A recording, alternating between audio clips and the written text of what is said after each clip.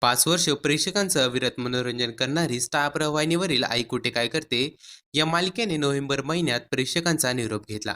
पण तरी देखील आज पण या मालिकेतील पात्रानुसार या कलाकारांना खऱ्या आयुष्यात देखील ओळखलं जातं. असंच एक मालिकेतील पात्र म्हणजे यश, अर्थात अभिनेता अभिषेक देशमुख. अभिषेक देशमुख आणि त्यांची पत्नी सोशल मीडियावर अनेकदा फोटो शेअर करत असतात.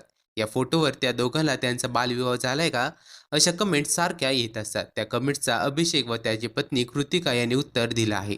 अभिषेक व कृतिका यांनी नुकतीच लोकमत फिल्मीशी संवाद साधला. यावेळी त्यांनी बालविवाह झालाय का या प्रतिक्रियांवर उत्तर दिलं. याबद्दल बोलताना कृतिका म्हणाली, आम्हाला अजूनही प्रतिक्रिया येतात की तुमचा बालविवाह झालाय का. तर यावर मला आता उत्तर द्यावंसं वाटतं की आमचा बालविवाह झालेला नाही. आम्ही अगदी अधिकृतरित्या आणि योग्य वयात लग्न केलं आहे. यापुढे कृतिका म्हणाली, मी तेव्हा लहान होते. म्हणजे आत्ताच्या मुली ज्या वयात लग्न करतात मी त्या तुलनेने जरा लवकरच लग्न केलं, आपण असं म्हणू शकतो. पण तरीसुद्धा मी तेव्हा 22 वर्षाची होते.